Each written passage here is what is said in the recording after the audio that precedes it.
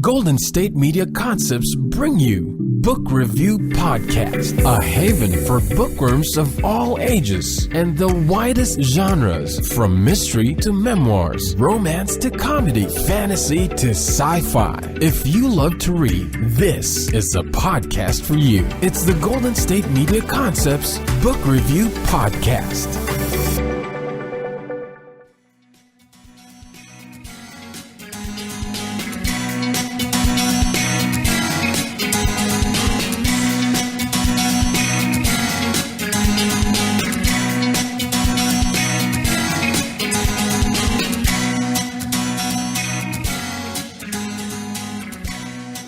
Hello and welcome to the GSMC Book Review Podcast, brought to you by the GSMC Podcast Network.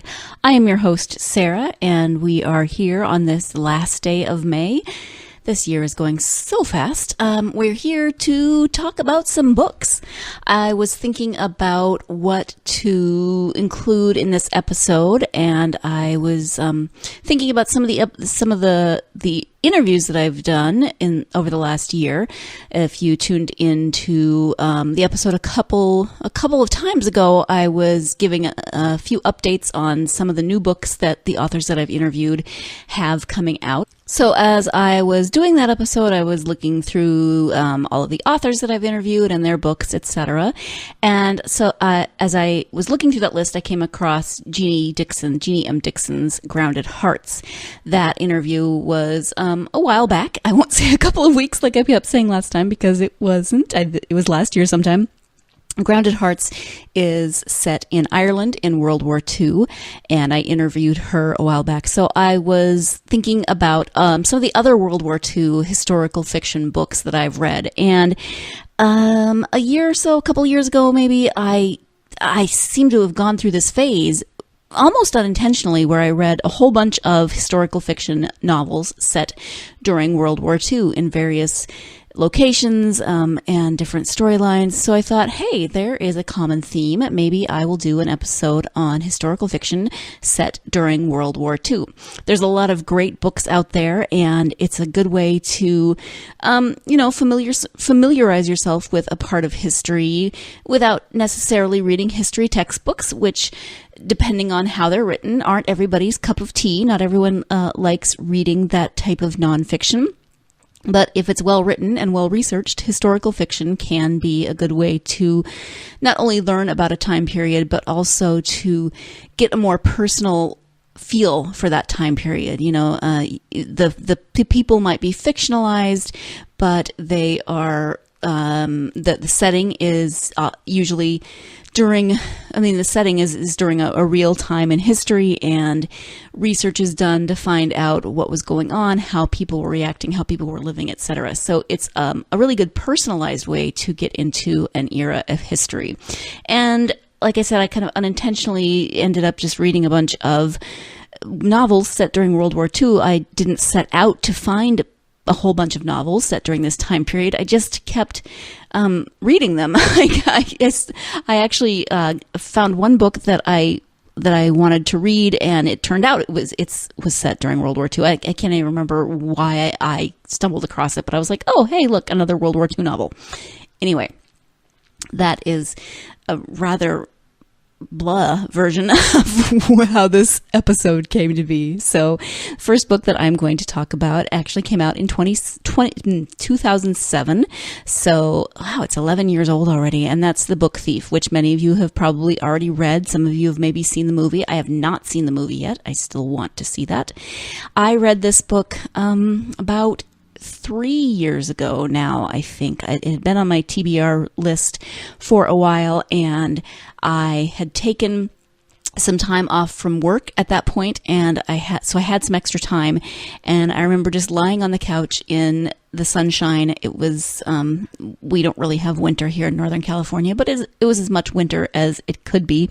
It was February or March, and so lying in the sunshine was actually nice, and lying in the sunshine with the puppies on my lap and just reading this book and devouring it and reading it straight through. It was one of those books that when I finished, I was like, oh, shoot, why did I read that so fast? Now I'm without a book.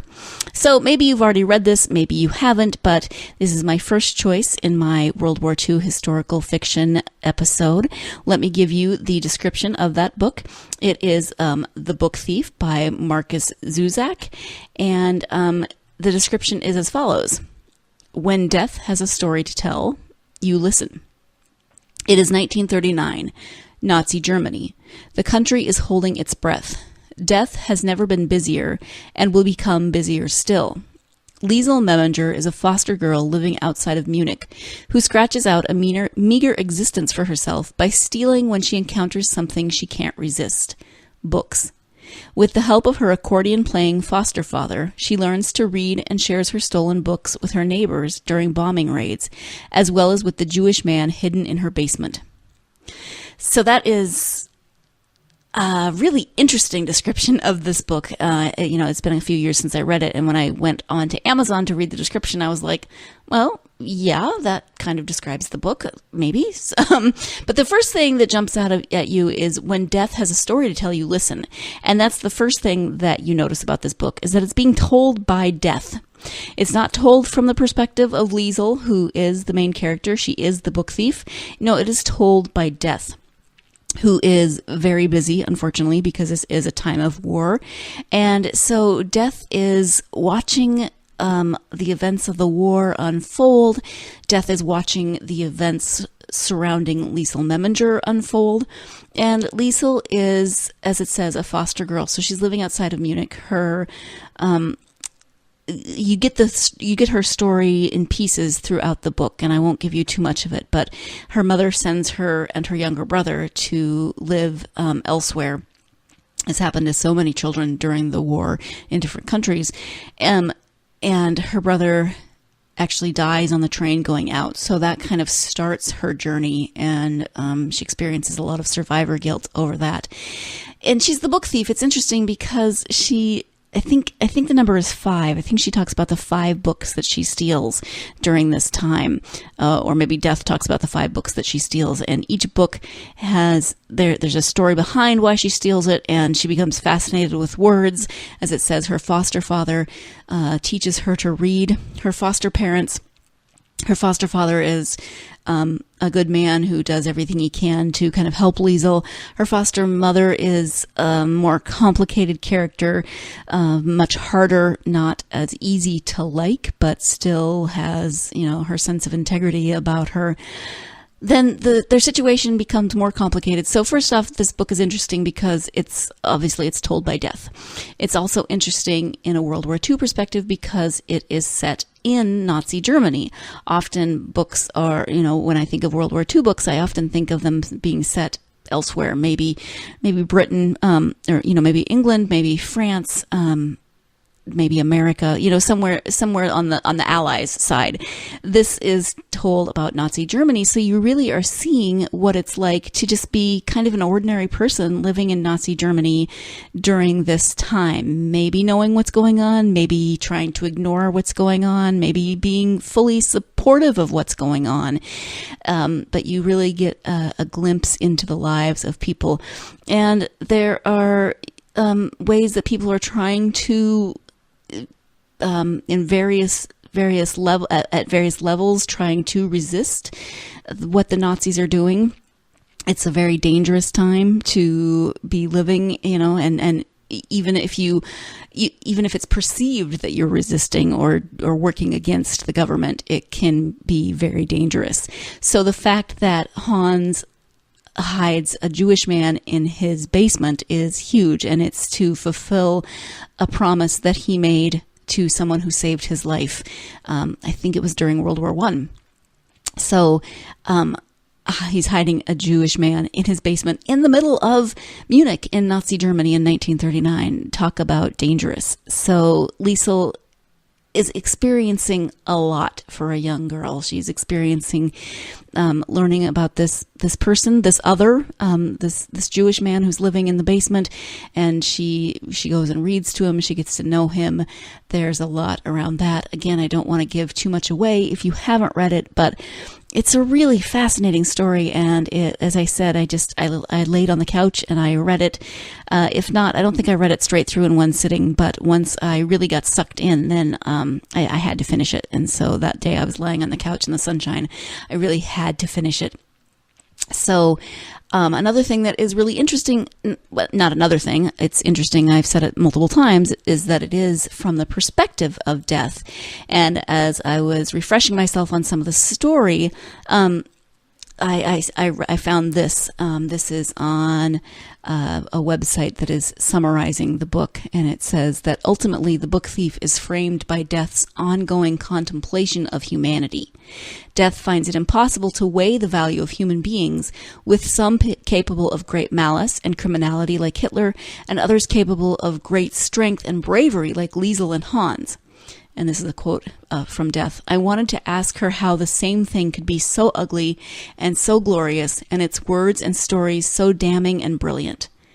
Thus is death haunted by humans, just as humans are haunted by death. A jaded metaphysical being so used to dying could only be fearful of, and at times amazed by, those who live. So you get this really fascinating, it's not only a fascinating look at life in Nazi Germany in 1939 and beyond, a fascinating view of life, of living in this time of hiding a Jewish man in the basement, but also this really interesting dichotomy of life and death as told by death, as death is very busy during the war and trying to kind of figure out humans by how they die. So even if you aren't interested in this as a historical fiction novel, you might be interested in just this sort of metaphysical way of telling it from the perspective of death. So again, that is The Book Thief by Marcus Zusak. We are going to take a quick break, and when we come back, I'll be talking about The Nightingale by Kristin Hannah. Stay tuned. You're listening to the GSMC Book Review Podcast. I'll be right back. Still on the search of that one true love? On the limbo in this crazy world of dating, marriage, relationships? Well, listen to the Golden State Media Concepts Relationship Podcast, your one-stop podcast for everything about relationships.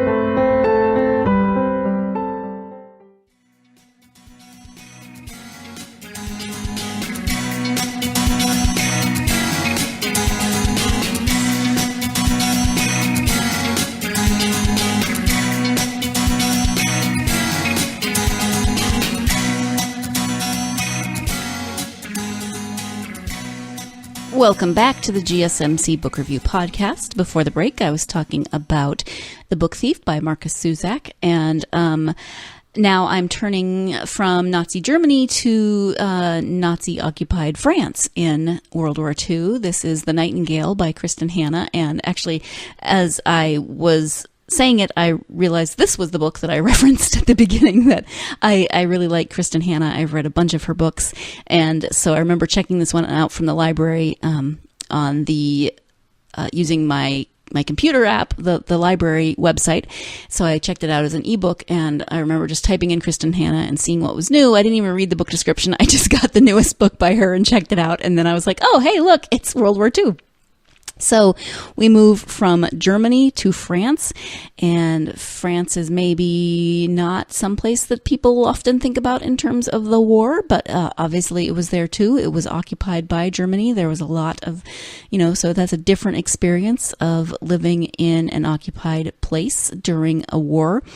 The description of this book: with courage, grace, and powerful insight, best-selling author Kristin Hannah captures the epic panorama of World War II and illuminates an intimate part of history seldom seen: the Women's War.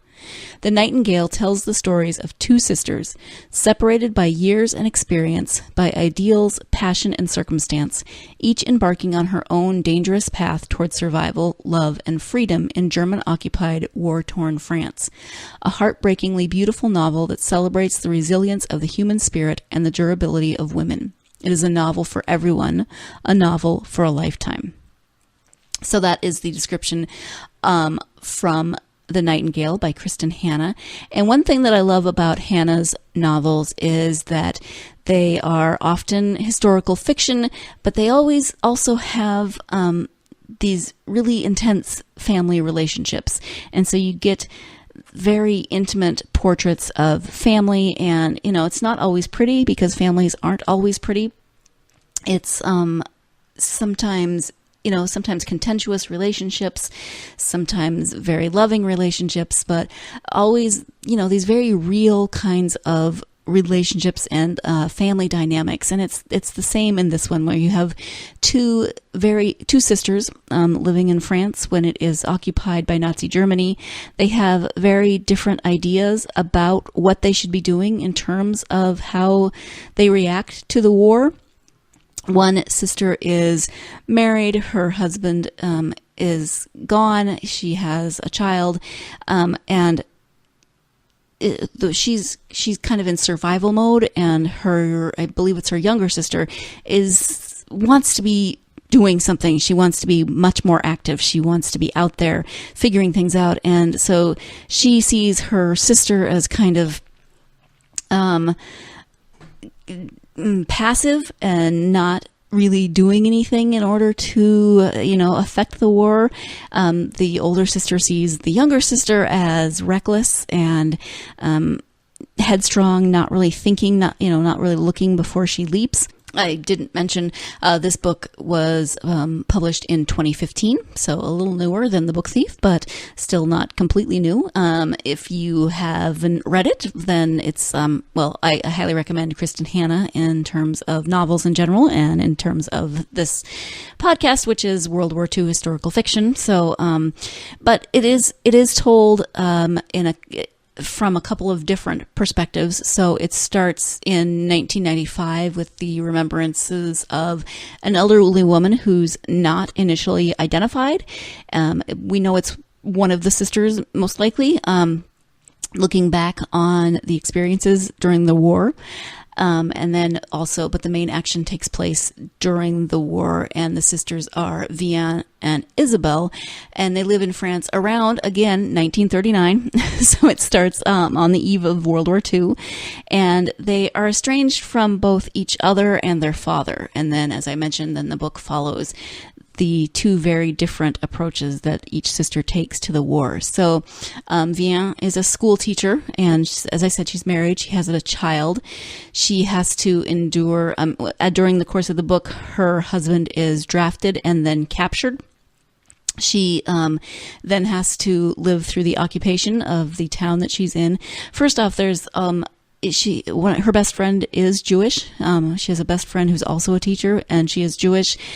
And Vian is not, and she starts seeing the way, the Nazis come in, or even before the Nazis are there, the Nazi collaborators who are trying to weed out the Jews, then she sees how they are registered, how they have to wear the Yellow Star of David. She is seeing all of these things and very fearful for her own life when her husband is drafted. Then she's alone with her daughter.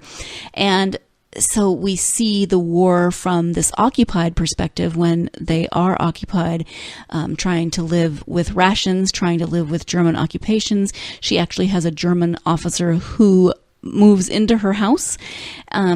He is in some ways a sympathetic character. I mean, he's not completely evil. He is human, and she learns to appreciate some of the things about him. She actually ends up becoming his lover at one point, after her husband is captured. And she also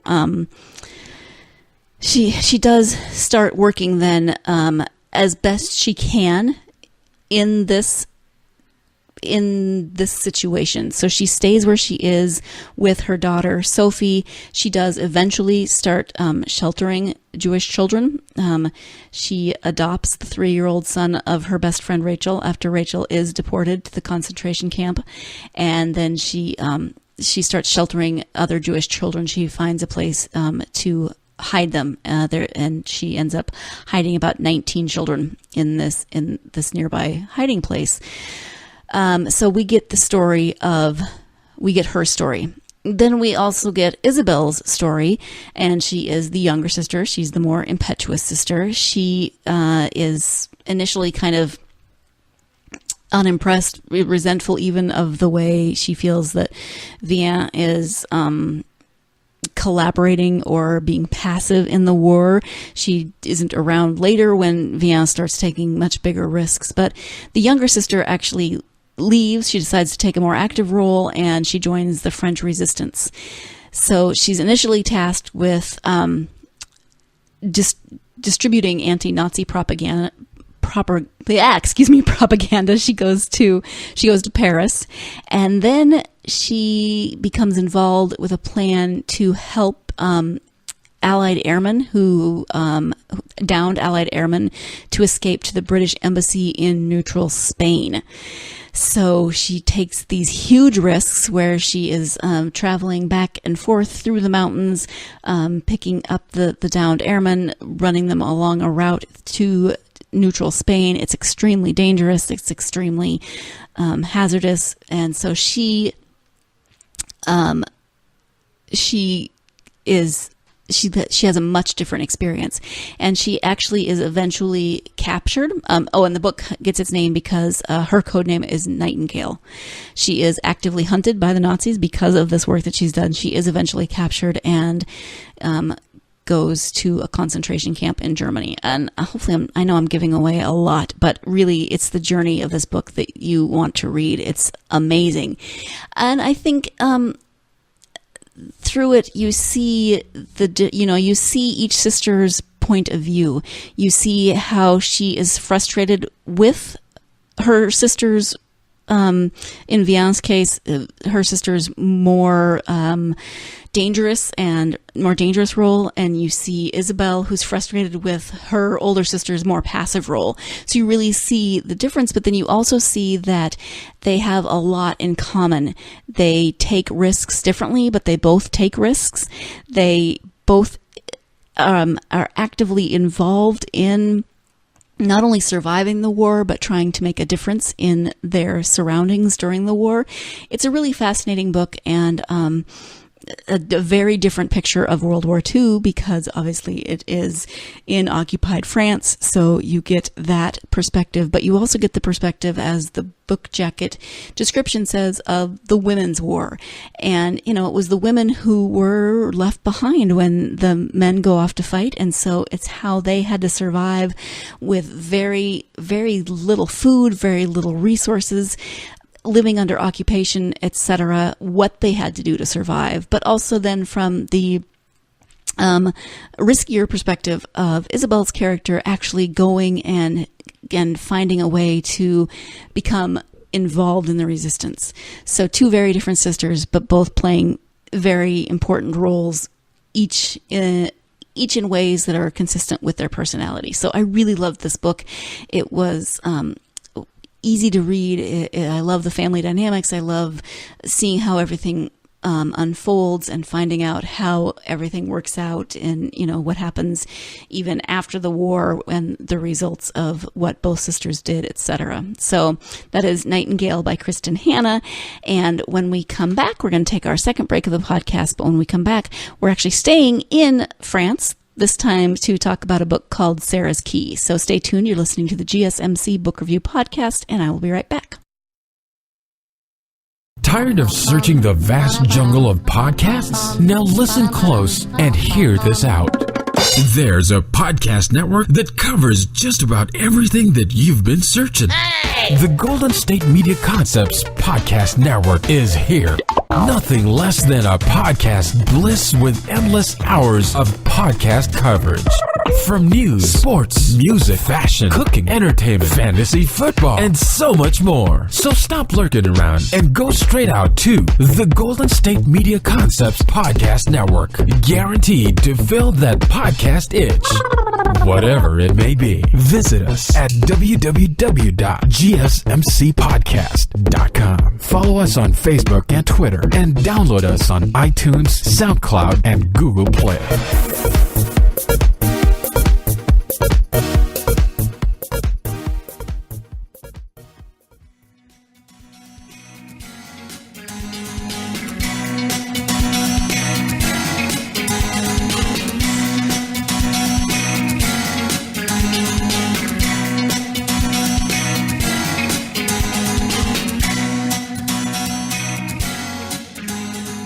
Welcome back to the GSMC Book Review Podcast, and my third book for this episode of World War II historical fiction. As I said before the break, it is Sarah's Key, also set in France, or at least it begins in France during World War II. And this time it centers the part during, well, the book in general centers in Paris. This is also like the Nightingale, takes place from two different perspectives, one modern and one during the war. So let me give you the description of that book.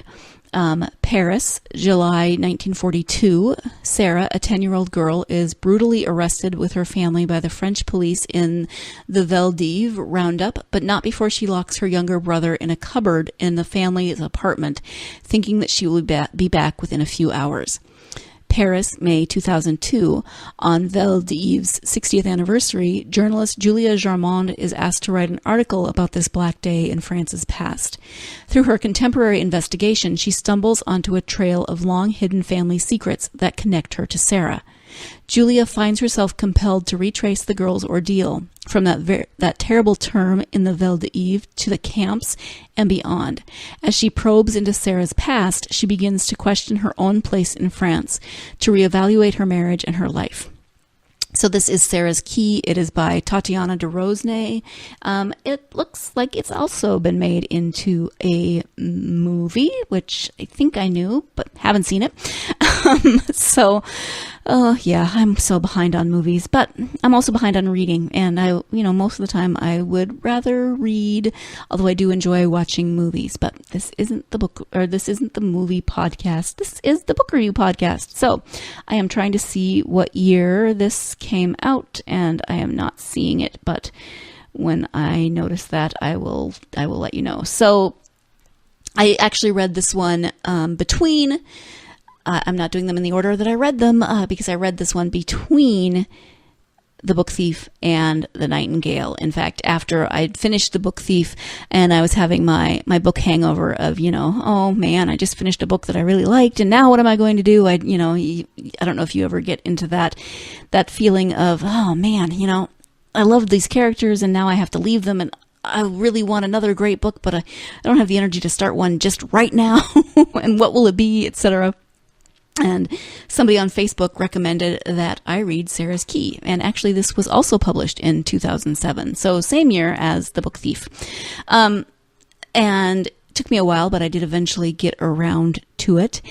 And as you heard in the description, it's, again, contemporary journalist Julia Jarmond then is researching this day when there was a huge mass arrest of Jews in Paris. They were arrested, taken out of their homes in the middle of the night. They were taken to some kind of a stadium. I apologize that I don't remember what the stadium was, and just kept in kind of horrible conditions. It was really, really hot. They weren't given any food or water. They were crammed in, and then eventually they were taken to camps. But before they were taken to camps, they were just kind of shoved into this place, really treated like cattle. And what was interesting was that you get this very, very, really descriptive reading of this night when people were arrested, their experiences, being put on the buses and taken and where they had to wait. Nobody was telling them anything, and then eventually they were put on trains to be taken to concentration camps. And so you get that very detailed description and Sarah's experience and her parents' experience during that time. And that's actually part of the Nightingale as well. When Isabel's character goes to Paris, then she's in Paris when this happens. So you get a much briefer reference to this day and to these actions, but it's talked about, and I was like, oh my gosh, now because I had read Sarah's Key, I actually knew a little bit about this thing. So that's always nice about historical fiction, because you do learn about real events told through the eyes of usually fictionalized people, but still you learn more of the humanized telling of these events by people who are or characters who are experiencing them in the book. This book is heartbreaking because Sarah, who is 10 years old, she and her family live in a very nice apartment in Paris. It has this little cupboard that she and her brother played in, kind of their secret place. And she's scared, so she tells him to get in the cupboard and she'll be back and she'll unlock him. And of course, she doesn't come back. She is taken and eventually taken to a concentration camp, and her brother is left alone in the cupboard. And so it turns out that Julia has a connection to this apartment. So once the Jews were rounded up, then people it sounds like just moved into their houses, their apartments, etc., just took them over. And Julia's family either was one of those families, or somehow her family has a connection to this apartment. So they actually, as she's studying, as she's researching this, and she comes across this story, then she discovers the cupboard, that it still exists, and she finds out this horrible story. And so it's, again, it's historical fiction because you do get Sarah's story from World War II starting in 1942, but you also get Julia's story as she is researching this, as she's trying to figure out a lot of different things in her own life. So you get two different perspectives, but, kind of centering on that French police roundup of the Jews in Paris in 1942.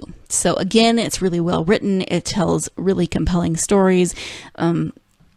Julia's story is compelling in a different way from Sarah's story. Sarah's story is much more harrowing, but as Julia is researching this story and writing her article, then she is again trying to work through things and issues in her own life, in her marriage, figuring those things out, uncovering stuff about the family that she didn't know before, etc., etc. So you get lots of different layers, and I really love books like that where you get not only historical fiction, but you also get family dynamics. I really like books that have lots of layers to them. So that is Sarah's Key. Sarah's Key and Nightingale by Kristin Hannah are both set in France during World War II. The Book Thief is set in Germany during World War II. And this is, I've decided now, the first of 2 episodes that I'm going to do on World War II historical fiction, because, as I said, I did go through a phase where I read a lot. So I think I'll do another episode. That won't be a Tuesday's episode because I have an interview. This time not historical fiction, this time actual history.